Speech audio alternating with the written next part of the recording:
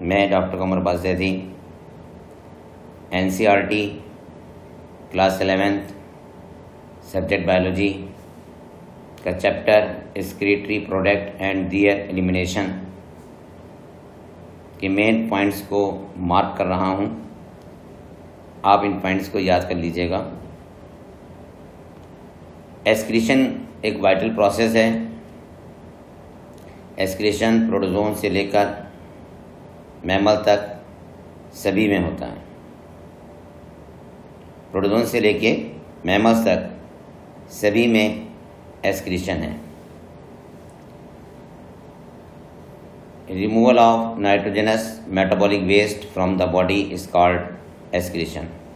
Removal of nitrogenous metabolic waste from the body is called excretion. अगर excretion नहीं हो तो बॉडी के अंदर टॉक्सिकेंट स्टोर होने लगेंगे, और टॉक्सिकेंट जब स्टोर हो जाते हैं तो बहुत से या कई वाइटल फंक्शन अफेक्ट हो जाएंगे, और टॉक्सिकेंट लीथल भी होते हैं। इसलिए टॉक्सिकेंट का बॉडी से बाहर निकलना बहुत ज़रूरी है। Ammonia, urea, uric acid. Ammonia, urea और uric acid are the major forms of nitrogenous waste excreted by animals. Ammonia, urea and uric acid are the major forms of nitrogenous waste excreted by animals. Ammonia is the most toxic. सबसे ज़्यादा जो toxic है वो ammonia है। Ammonia को excrete करने के लिए बहुत ज़्यादा वाटर की नीड होती है। Excretion of ammonia require the more water. Uric acid सबसे कम टॉक्सिक होता है। अगर हम डिक्रीजिंग ऑर्डर में देखें तो सबसे ज़्यादा टॉक्सिक अमोनिया है। अमोनिया से कम टॉक्सिक यूरिया, और यूरिया से कम टॉक्सिक यूरिक एसिड है। The process of excreting ammonia is ammonotelism. Many bony fishes, aquatic amphibians and aquatic insects are ammonotelic in nature. Ammonotelic means जो अमोनिया एक्सक्रीट करते हैं। अमोनिया सॉल्युबल है, आसानी से वाटर में सॉल्युबल हो जाती है, तो इसका एक्सक्रीशन डिफ्यूज़न के द्वारा हो जाता है। बॉडी सरफेस से डिफ्यूज़न के द्वारा हो जाता है। फिश में गिल सरफेस से भी अमोनिया का एक्सक्रीशन होता है, अमोनियम आयंस के फॉर्म में। अमोनिया एक्सक्रीशन में किडनी का कोई सिग्निफिकेंट रोल नहीं है। टेरेस्ट्रियल एनिमल्स यूरिया को एक्सक्रीट करते हैं। Mammals and many terrestrial amphibians and marine fishes mainly excrete urea and called ureotelic animals. Ammonia metabolism produce होती है, और अमोनिया को लीवर यूरिया में कन्वर्ट कर देता है। मेटाबॉलिज्म में अमोनिया उत्पन्न हुई और कार्बन डाइऑक्साइड। अमोनिया और कार्बन डाइऑक्साइड मिलकर क्रैब हैंसलेट साइकिल के द्वारा यूरिया का फॉर्मेशन करते हैं। कौन सी साइकिल है? Krebs Henseleit cycle. Krebs Henseleit cycle के द्वारा यूरिया का फॉर्मेशन होता है। दो अमोनिया और एक कार्बन डाइऑक्साइड मिलकर यूरिया का एक मॉलिक्यूल बनाते हैं, और इस साइकिल का नाम क्या है? Krebs Henseleit cycle. और लीवर से यूरिया ब्लड में जाती है, और ब्लड से फिर किडनी में जाती है। किडनी में फिल्टर होकर यूरिन का फॉर्मेशन करती है। कुछ यूरिया किडनी के मैट्रिक्स में एब्जॉर्ब हो जाती है, और ऐसा इसलिए होता है कि ऑस्मोलरिटी मेंटेन रहे। Some amount of urea may be retained in the kidney matrix of some of these animals to maintain a desired osmolarity. Next line देखिए, इंपॉर्टेंट है। Reptile, birds, land snail and insect excrete nitrogenous waste as uric acid in the form of pellet or paste with a minimum loss of water and are called uricotelic animals. जितने dessert animals होते हैं जो जहरीक environment में रहते हैं वो uricotelic होते हैं। वो यूरिक एसिड को एक्सक्रीट करते हैं और यूरिक एसिड को एक्सक्रीट होने के लिए पानी की या वाटर की बहुत कम ज़रूरत होती है। नेक्स्ट पेज पर आ जाइए आप। प्रोटोनेफ्रीडिया पर और flame cells are the excretory structure in platyhelminthes flatworm planaria. Rotifer, some annelid and cephalochordate example है एम्फिऑक्सिस या ब्रैंकियोस्टोमा। प्रोटोनेफ्रीडिया आर, ध्यान से सुने इस पॉइंट को, ये लाइन बड़ी इंपॉर्टेंट है। Protonephridia are primarily concerned with ionic and fluid volume regulation means osmoregulation. Protonephridia osmoregulation है ना, प्रोटोनेफ्रीडिया ऑस्मोरेगुलेटरी हैं। प्रोटोनेफ्रीडिया ऑस्मोरेगुलेटरी हैं, एक्सक्रीटरी नहीं है। Nephridia are the tubular excretory structure of earthworm and other animals. Nephridia osmoregulatory भी हैं और एक्सक्रीटरी भी हैं। Malpighian tubule are the excretory structure of most of the insect including cockroach. Malpighian tubule भी excretory और osmoregulatory दोनों हैं। Malpighian tubule are excretory and osmoregulatory organ. Antennal glands means green glands perform excretory function in crustacean like prawn.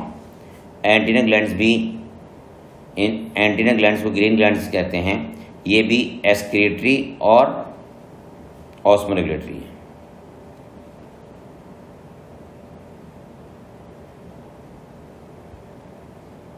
Next topic है human excretory system.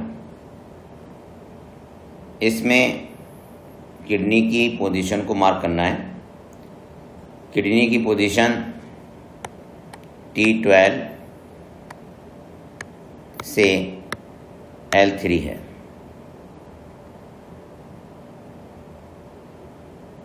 Last thoracic और third number vertebrae. Kidney position क्या है? Last thoracic and third number vertebrae.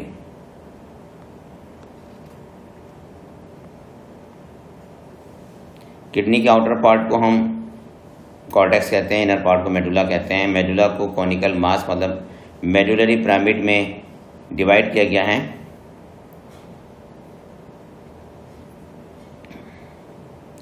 और pyramid calyx में open होते हैं। Cortex extend in between the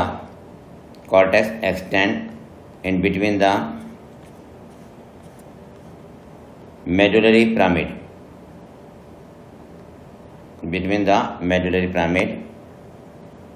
as renal column called columns of Bertini. Okay, पहले हम diagram देख लेते हैं। सामने स्क्रीन पर किडनी का डायग्राम आ रहा है, LS है। इसके मेन पॉइंट्स को मार्क कर लें। Renal artery, renal vein, renal पेल्विक्स, renal column, calyx,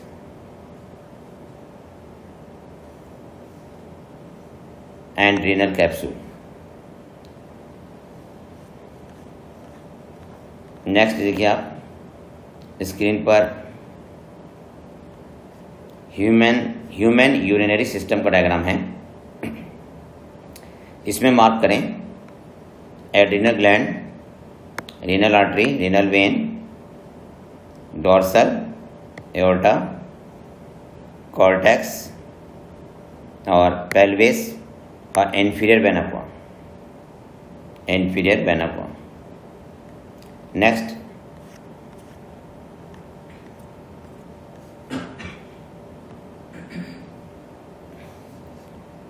kidney में 1 मिलियन नेफ्रॉन्स होते हैं।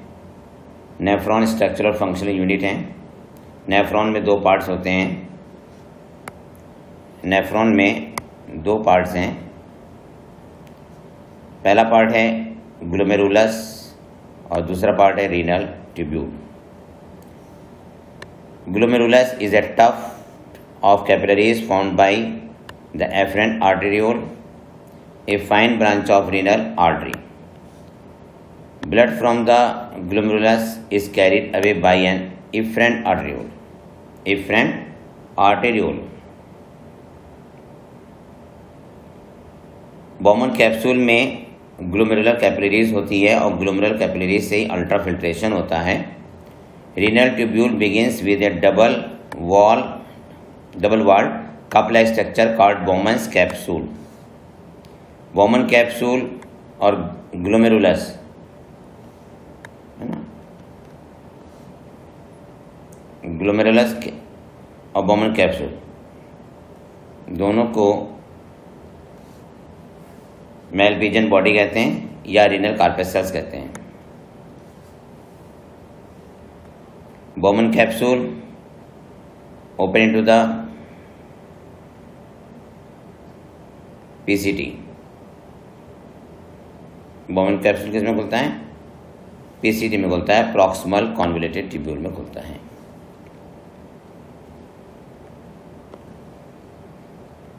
स्क्रीन पर नेफ्रॉन का डायग्राम है और साथ में ब्लड वेसल्स हैं। कप लाइक बॉमन कैप्सूल है, उसके अंदर ग्लोमेरुलस कैपिलरी है। एफरेंट आर्टियोल इसके अंदर से ब्लड को लेके जा रही है और ग्लोमेरुलस कैपिलरी से जो ब्लड को लेके जा रही है बाहर वो है एफरेंट आर्टेरियोल। बॉमन कैप्सूल खुलता है पीसीटी में और पीसीटी फिर हेयर पिन की तरह हेलने लूप में ओपन होता है। इसकी एक डिसेंडिंग लिम्ब होती है, एक असेंडिंग लिम्ब होती है। डिसेंडिंग लिम्ब से वाटर का रीएब्जॉर्प्शन होता है पैसिव ट्रांसपोर्ट के द्वारा। असेंडिंग लिम्ब से electrolyte sodium and active transport के द्वारा रीएब्जॉर्ब होते हैं और क्लोराइड एंड पैसिव ट्रांसपोर्ट के द्वारा रीएब्जॉर्ब होते हैं।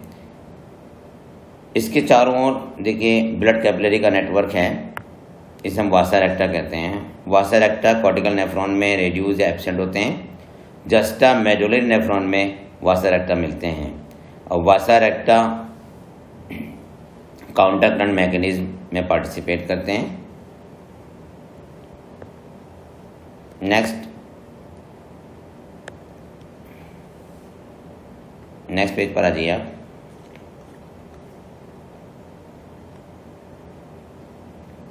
नेक्स्ट पेज का डायग्राम को मार्क कर लें। मेलपिजियन बॉडी है, इस डायग्राम का नाम क्या है? मेलपिजियन बॉडी है, रीनल कार्पेसल्स। इसमें 2 चीज़ें हैं, ग्लोमेरुलर कैपिलरी और बॉमन कैप्सूल। एफरेंट आर्टेरियल इसके अंदर ब्लड को लेके आ रही है और एफरेंट आर्टेरियल इसमें से ब्लड को लेकर बाहर जा रही है और ग्लोमेरुलर कैपिलरी से अल्ट्रा फिल्ट्रेशन होता है। Ultra filtration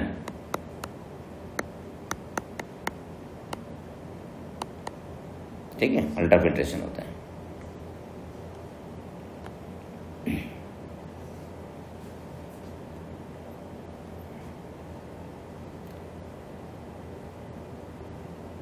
Distal convoluted tubule of many nephron open into a straight tube called collecting duct. और collecting duct ओपन होती हैं रीनल पेल्विस में मेडुलरी पिरामिड के through. मेलपिजियन कार्पेसल्स PCT DCT of the nephron are situated in the cortical region of the kidney, whereas loop of Henle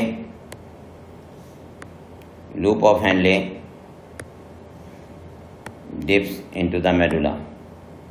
Loop of Henle medulla में होता है।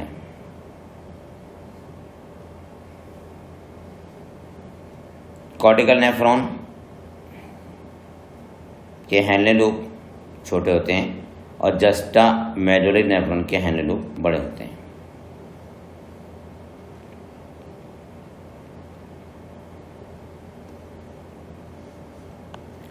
Juxta medullary nephron के Henry loop बड़े होते हैं और कॉर्टिकल नेफ्रॉन के हेनरी लूप छोटे होते हैं।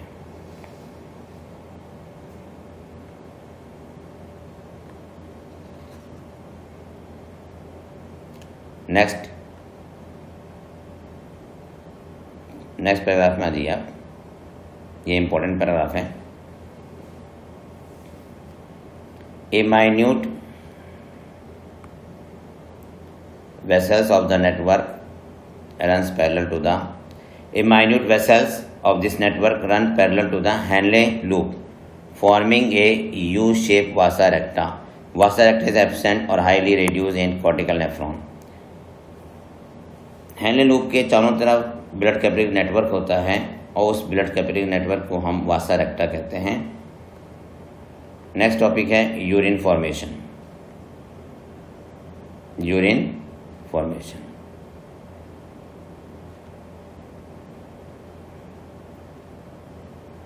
यूरिन फॉर्मेशन में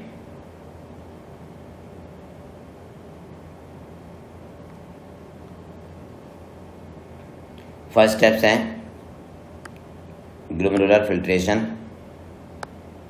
दूसरा स्टेप है रीअब्जॉर्प्शन और तीसरा स्टेप है सिक्रीशन।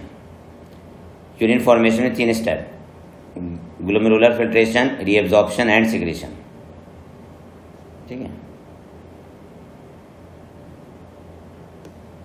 1100 से 1200 ml blood is filtered by the kidney per minute, which constitute roughly 1/5 of the blood pumped out by each ventricle of the heart in a minute.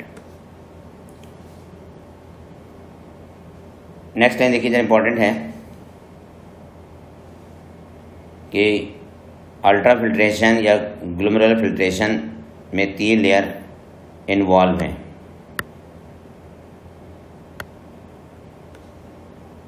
पहली endothelium of glomerular blood vessels, दूसरी epithelium of Bowman capsule and basement membrane between this 2 layer.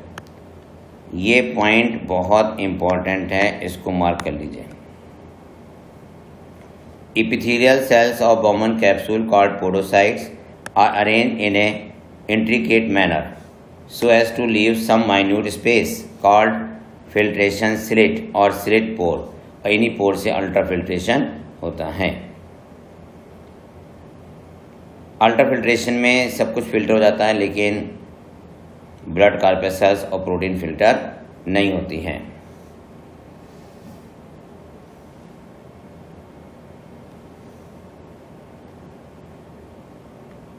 Next page पर आ जाइए आप।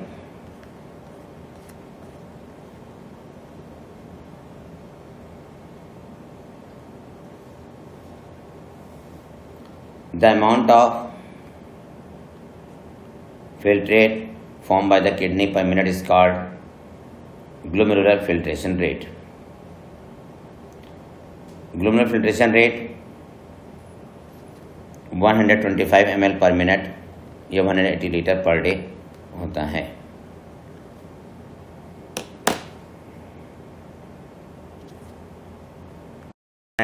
Litre per day. The amount of filtrate formed by kidney per minute. The amount of filtrate formed by kidney per minute is called glomerular filtration rate.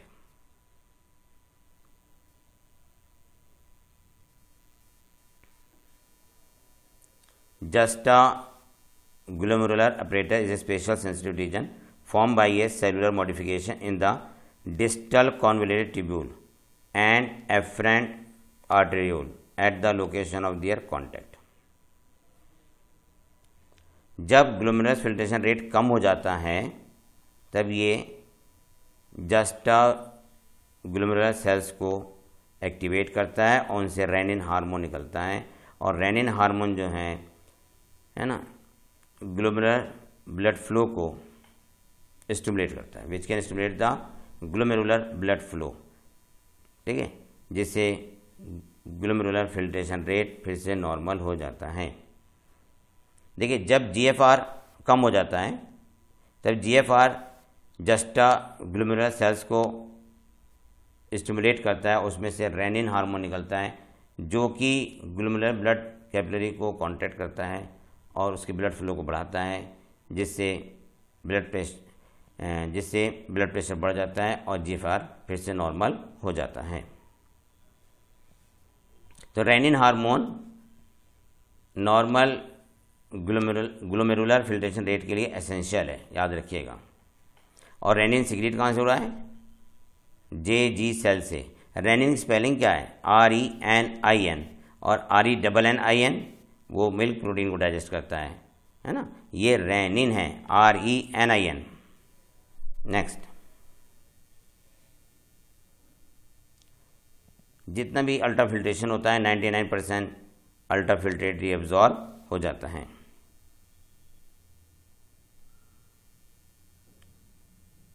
देखिए glucose, amino acid, sodium ion in the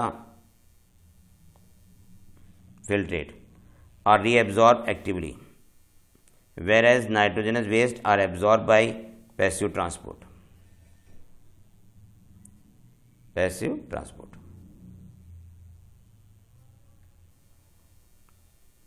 Reabsorption of water also occur passively.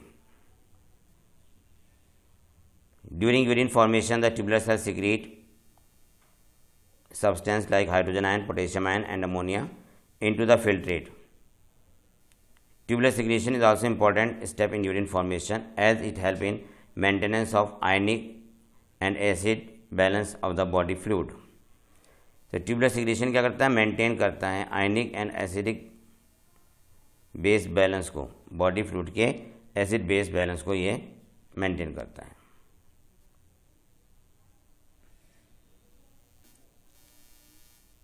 Next topic पर ये function of tubule.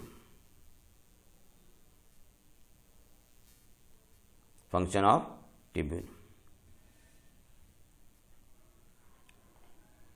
PCT cuboidal brush border epithelium में बना होता है जो कि reabsorption के सरफेस एरिया को इंक्रीज कर देता है। 70 से 80% इलेक्ट्रोलाइट वाटर पीसीटी में एब्जॉर्ब हो जाते हैं। PCT maintain the pH ionic balance of the body fluid and selective secretion of hydrogen ion, ammonia and potassium ion into the filtrate, है ना, by the absorption of bicarbonate ion from it. ये question आया था कि bicarbonate ion का reabsorption कहाँ होता है, तो बाइकार्बोनेट आयन का रिएब्जॉर्प्शन पीसीटी और डीसीटी में होता है। बाइकार्बोनेट आयन का रिएब्जॉर्प्शन पीसीटी और डीसीटी में होता है।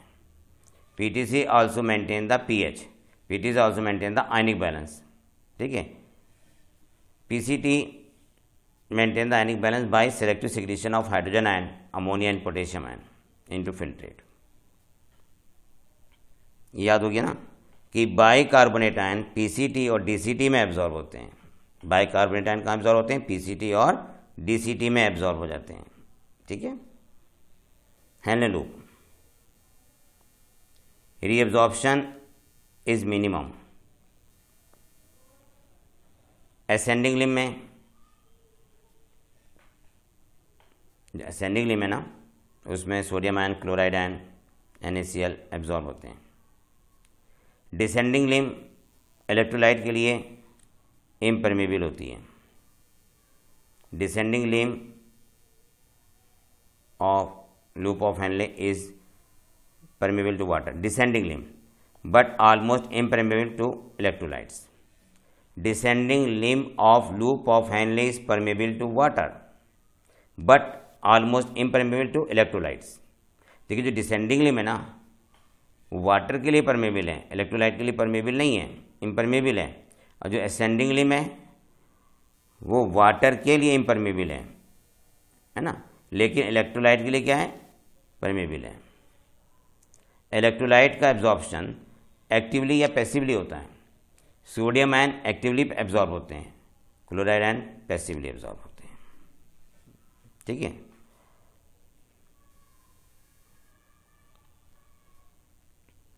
Distal convoluted tubule DCT। मैंने बताया था DCT में बाइकार्बोनेट आयन का रीअब्जॉर्प्शन होता है, ये याद रखिएगा, ठीक है। Conditional reabsorption of sodium ion and water take place in this segment. Conditional reabsorption of sodium ion and water take place in this segment by the aldosterone या मिनरलोकॉर्टिकॉइड हार्मोन, ठीक है। DCT में कंडीशनल रीअब्जॉर्प्शन होता है water का भी और sodium का भी। सोडियम आयन की रीअब्जॉर्प्शन के लिए कौन सा हार्मोन है? मिनरलोकॉर्टिकॉइड है या एल्डोस्टेरॉन है, ठीक है। ADH हार्मोन भी वाटर के रीअब्जॉर्प्शन को प्रमोट करता है। अगर ADH हार्मोन कम हो जाए, मतलब hyposecretion of ADH, then diabetes insipidus will be take place. देखिए, अगर मान लीजिए ADH हार्मोन कम हो जाए, है ना, तब डायूरेसिस हो जाता है, जिसे कहते हैं डायबिटीज इंसिपिडस, ठीक है। और अगर ये हार्मोन ज़्यादा निकलने लगे तो यूरिन कंसनट्रेटेड हो जाता है। यूरिन कैसे हो जाएगा? कंसनट्रेटेड हो जाएगा।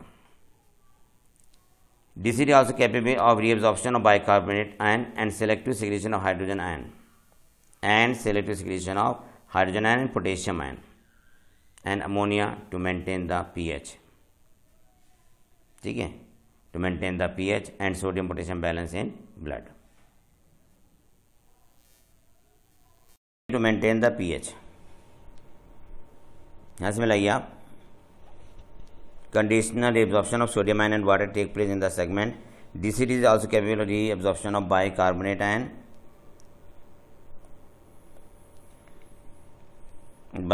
ion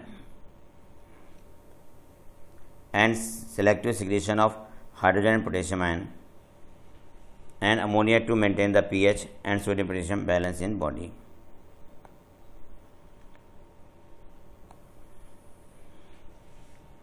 नेक्स्ट पेज पर दिए,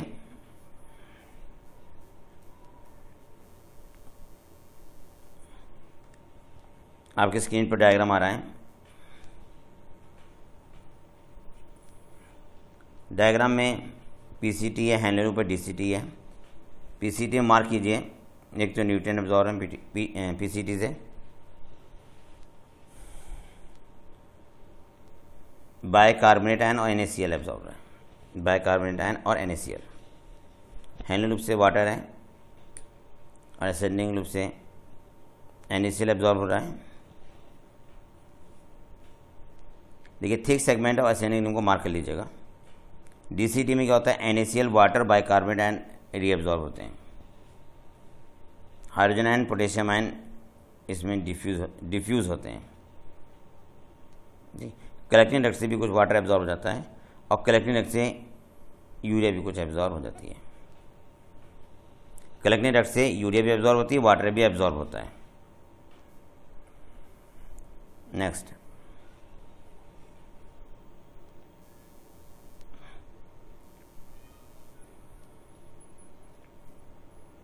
पॉइंट लिखिए, collecting duct. The long duct extend from cortex of the kidney to the inner part of medulla. ये ज़्यादा इंपॉर्टेंट पॉइंट नहीं है, लेकिन इसकी लास्ट लाइन देखिए, it also play a role in the maintenance of pH and ionic balance of the body of blood by the selective secretion of hydrogen ion and potassium ion.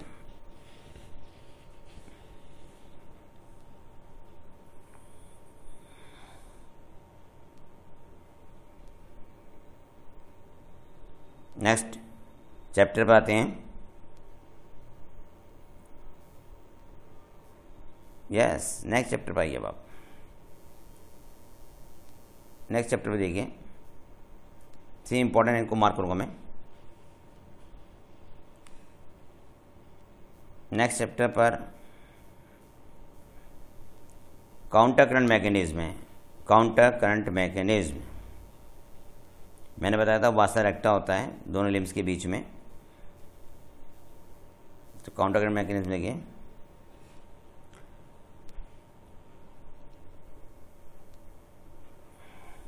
Counter current mechanism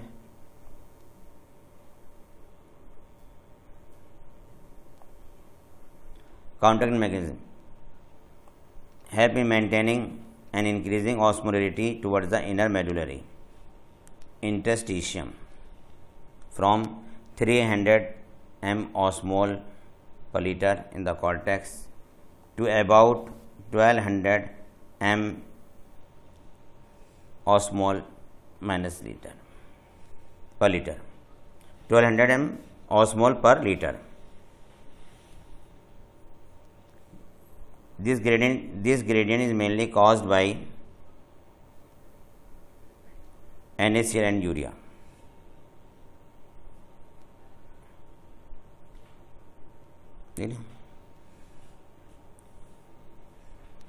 next point देखिएगा,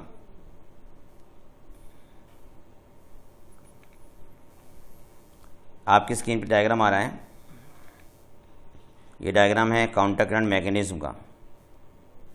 diagram किसका है? Counter current mechanism का है। इसमें एक point देखिएगा कि cortex में कितना है? 300 m ऑस्मोल पर लीटर। फिर 600 है आउटर मेडुला में, इनर मेडुला में 900 है और इनर मेडुला की डीप में 1200 है। ठीक है, देखिए वासा रेक्टा में NaCl वासा रेक्टा से निकल के, है ना, NaCl वासा रेक्टा से निकल के किसमें जा रहा है? किडनी के मैट्रिक्स में जा रहा है।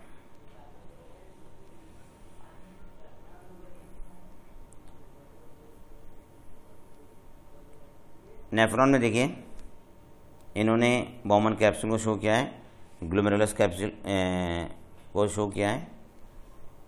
वहीं पे देखिए DCT से NaCl को एब्जॉर्ब किया है। ठीक है, और NaCl का एब्जॉर्प्शन किधर हो रहा है? देखिए नेफ्रॉन का ये हो गया बॉमन कैप्सूल, ये हो गया PCT, डिसेंडिंग ये हो गया असेंडिंग लिम्ब। तो असेंडिंग लिम्ब से NaCl एब्जॉर्ब हो गया। असेंडिंग लिम्ब के थिक सेगमेंट से NaCl एब्जॉर्ब होता है। ओके, तो दोनों डायग्राम याद रखिएगा, वासा रेक्टा का भी और नेफ्रॉन का भी।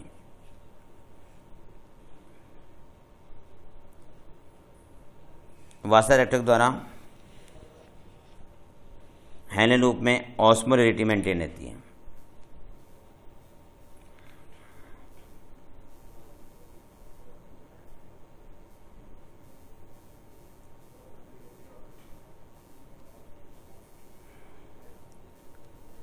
नेक्स्ट,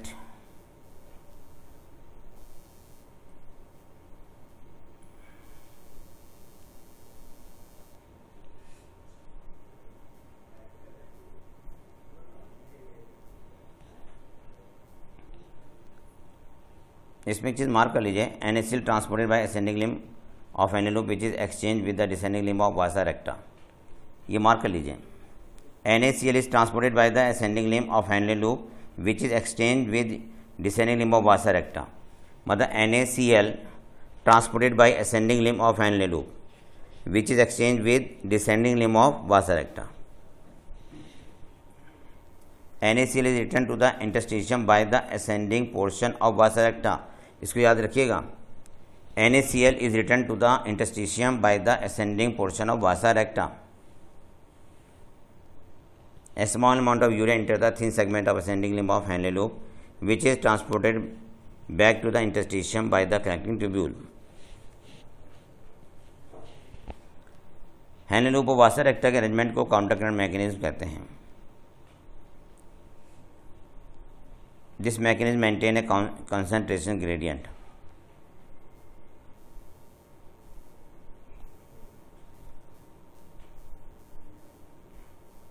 ओके, ये चैप्टर यहाँ पे कंप्लीट होता है काउंटर करंट मैकेनिज्म पर। Counter current mechanism help to maintain the concentration gradient. Counter current mechanism help to maintain the concentration gradient. Next page पे देखिए आप, human kidney produce urine nearly 4 times concentrated than the initial filtrate form. Human kidney can produce urine nearly 4 times concentrated than the initial filtrate form.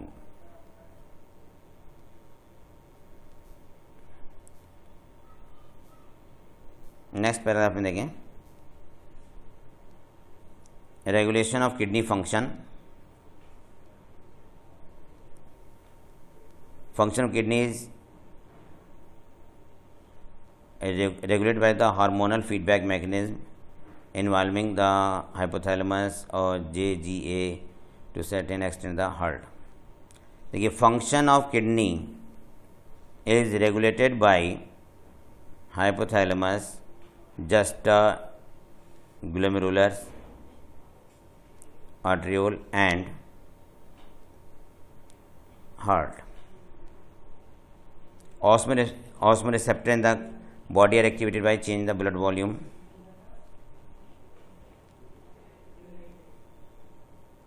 Hypothalamus से anti diuretic hormone release होता है. Hypothalamus to release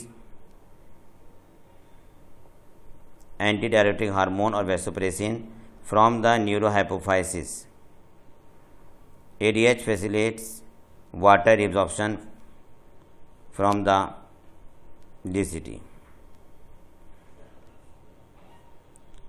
and preventing the diuresis.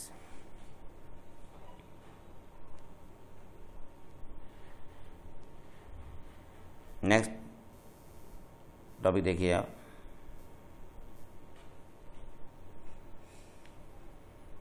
and increase the body fluid volume can switch off the osmoreceptor and suppress the ADH release to complete the feedback. ADH can also affect the kidney function by its constrictive effect on the blood vessels. Next paragraph पे आ जाइए आप.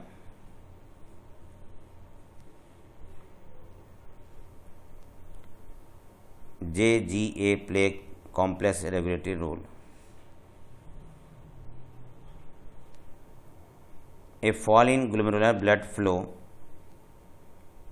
GFR can activate the JG cells to release the renin, which convert the angiotensinogen in blood to angiotensin first and further to angiotensin second. Angiotensin second is a powerful vasoconstrictor, increases the glomerular blood pressure and thereby GFR. Angiotensin second also activate the adrenal cortex to release aldosterone. Aldosterone causes reabsorption of sodium ion and water from the distal part of tubule. This also leads to an increase in blood pressure and GFR. This complex mechanism is generally known as renin-angiotensin mechanism. Next paragraph बड़ा important है भाई, बहुत ही important है. क्या है अगला paragraph? An increase in blood flow to the atria of heart can cause the release of atrial natriuretic factor NF can cause vasodilation, ठीक है, और decrease the blood pressure. ANF act as a check on renin-angiotensin mechanism. Micturition central nervous system, ठीक है, central nervous system के द्वारा control होता है. Urinary bladder पर के वॉल पर स्ट्रेस रिसेप्टर पाए जाते हैं जो कि CNS को सिग्नल भेजते हैं.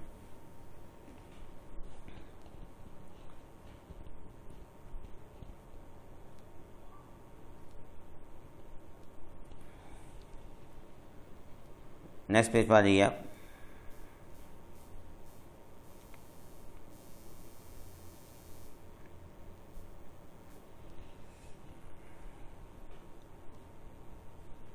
देखिए, पीएच का, यूरिन का पीएच जो होता है 6.0 होता है। इसमें स्पेसिफिक ऑर्डर होती है। 25 to 30 gram of urea is excreted out per day.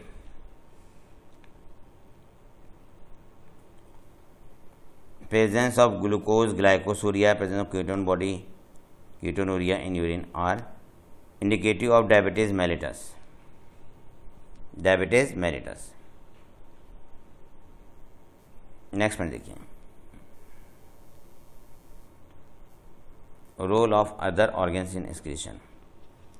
Lungs remove the large amount of carbon dioxide approx 200 ml per minute and also significant quantity of water every day.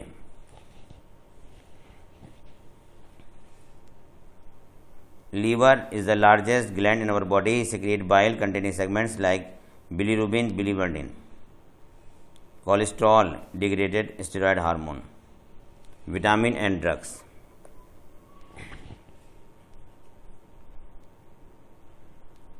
Sweat and sebaceous gland in the skin can eliminate certain substance through their secretion. Sweat gland sweat को release करती है, जिसमें NaCl और कुछ amount में urea भी होता है और लैक्टिक एसिड होता है। जो स्वेट निकलता है उस स्वेट में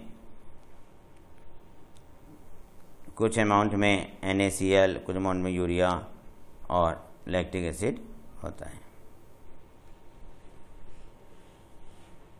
प्राइमरी फंक्शन ऑफ स्वेट का क्या है? Cooling. Sebaceous gland eliminate certain substances like sterol, hydrocarbon and waxes through the sebum.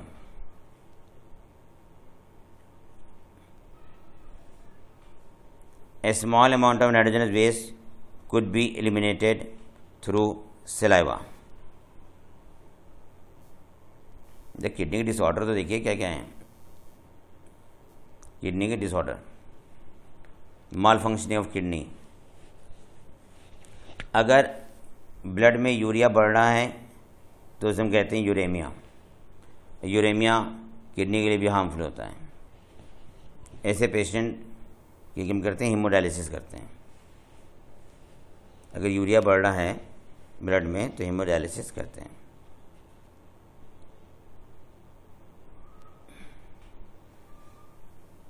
Artificial kidney क्या कहते हैं? डायलाइजर कहते हैं।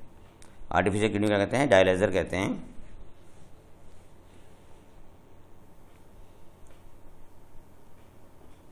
एंटीकोगुलेंट क्या होता है? हिपेरिन होता है। अगर हिपेरिन को हम ब्लड में डाल दें तो ब्लड क्लॉट नहीं करता।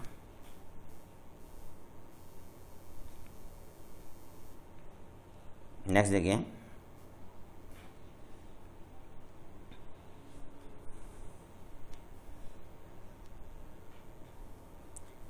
nitrogenous waste are absent in the dialyzing fluid. These substances freely move out. Nitrogenous waste are absent in the dialyzing fluid. These substances freely move out.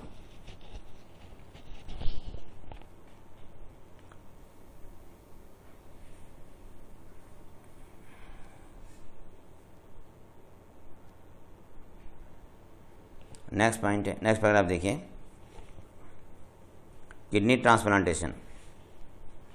Renal failure case में किया जाता है। Renal calculi पे mark करें। Stone and instable mass of crystallized salt oxalate, ठीक है। आदि का फॉर्मेशन कहाँ होता है? किडनी में होता है। देखिए रीनल कैलकुली मतलब renal stone are insoluble mass of crystallized salt oxalates, है ना, silicates, ECT। Glomerular nephritis, inflammation of glomeruli of kidney.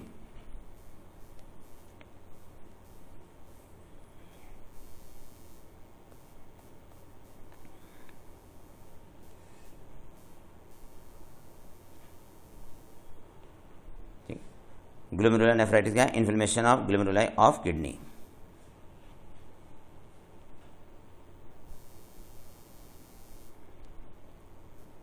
Summary में एक लाइन अंडरलाइन कीजिए, about 200 ml of blood is filtered, about 1200 ml of blood is filtered by the glomerular per minute to form 125 ml of filtrate in the Bowman capsule.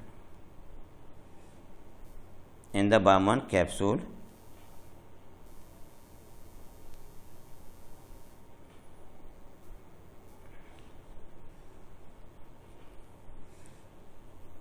Next उसमें देखते हैं हम,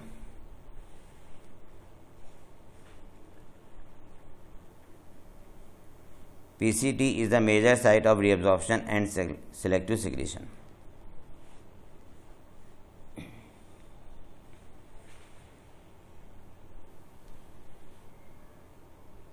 next point थोड़ा और discuss करते हैं।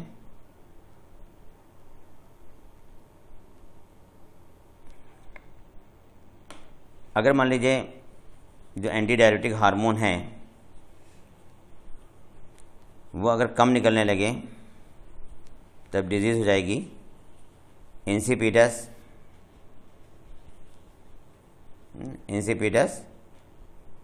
Diabetes insipidus.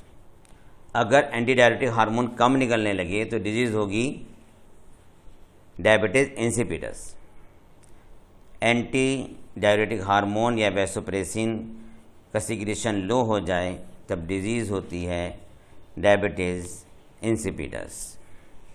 और अगर इसका सिक्रेशन ज़्यादा निकलने लगे, है ना, अगर मान लो एंटी डायरेटिक हार्मोन का सिक्रेशन ज़्यादा निकलने लगे तब क्या होगा, यूरिन कंसनट्रेटेड हो जाएगा और बीपी इंक्रीज हो सकता है।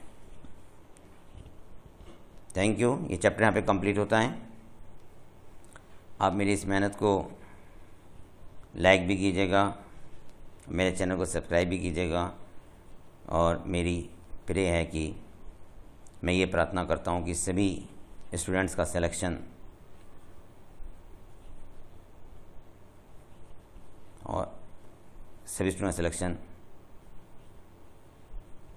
नीट के थ्रू कहीं ना कहीं हो जाए और आप लोग एक कामयाब डॉक्टर बने।